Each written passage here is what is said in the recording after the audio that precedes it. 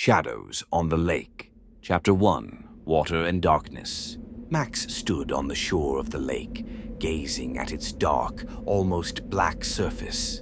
The water was lifeless, motionless, as if nature itself had abandoned this place. In his mind, the words of his father echoed once more, the same father who had always hidden the truth. But now that truth was revealed, and the world around him was changing. A heavy shadow of the past hung over him, something he couldn't understand until he had arrived here. This moment was final for him. He stood at the boundary between two worlds, the one he knew and the one that would be revealed to him. He realized that his life, its meaning, everything he had held in his hands no longer existed.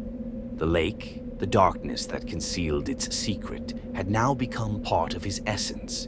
The same gaze at the water, at the empty space where the key to his own destiny was hidden. Max knew he could no longer simply turn away. Chapter 2. Confession. When his father finally told him everything, Max felt everything inside him collapse. These words, this confession, were not just a revelation. They were a sentence his family had been preparing for years. The curse they had created had become unbearable. The power everyone had kept silent about had now become part of his own life. And when his father handed Max an old diary in which all the victims and all the steps leading to this moment were recorded, Max understood that his ancestors, his family, were connected to this lake more than he could ever imagine. The lake was not just a place. It was a symbol of their duty, a duty they could not escape. Chapter 3. Meeting Alice. They found her. Alice was standing on a raft in the middle of the lake, her face showing neither pain nor joy. It was something more, not a person, but something that had now become part of this place. Her eyes no longer had the spark of life that Max remembered. Dark eyes, as if filled with the depths of the water itself. She was connected to the lake, to the evil it harbored. Max couldn't understand exactly what had happened, but one thing was clear. She was part of the curse. But what if it wasn't just a curse? What if she herself was the key? Chapter 4. Destruction or Salvation. At the moment, Max realized that this choice was not just a decision between saving Alice and destroying the curse, but also his own journey into the unknown. Everything changed. He was no longer standing before two paths. He was standing before the face of his future, the person he was meant to become. His family, his destiny, everything connected to this lake now hung by a thread. And then he made a decision. He would destroy the curse. He would break the circle that had ensnared everything around him, starting with his family and ending with this cursed lake. He knew it wouldn't be an easy choice, but he could no longer turn back. In his hands was not just power, but the opportunity to change everything. As soon as he began to break the seal, the water around him began to change.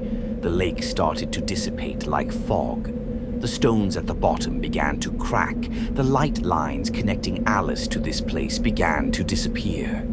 Everything that seemed inevitable was now falling apart. Max felt an extraordinary power filling his body. Chapter 5. New Horizons. Instantly, Max found himself in a different place. The space around him had changed, and he was no longer standing on the shore. A vast library had appeared around him. It was not just a building filled with books. It was a repository of worlds, a treasure trove of universes that existed in another dimension. Max didn't understand how he had ended up here, but the feeling was clear. This was not just a space. It was a place where everything was possible. He looked around, and at that moment he felt his inner world change. He realized that now he had the power not only to influence this world, but also to create new ones.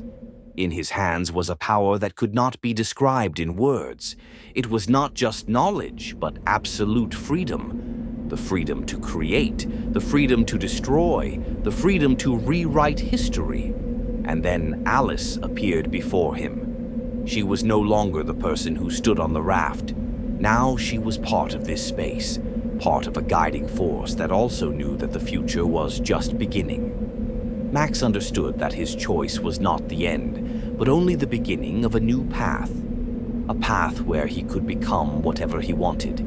He had become a creator, a destroyer, an explorer, anything. This was a space he had to understand, but now he was ready for it. Before him opened an endless universe, full of mysteries, possibilities, and unimaginable wonders. He didn't know what lay ahead, but one thing was clear. He had become part of infinity. To break free from the burdens of the past, one must face them head-on and have the courage to break old chains.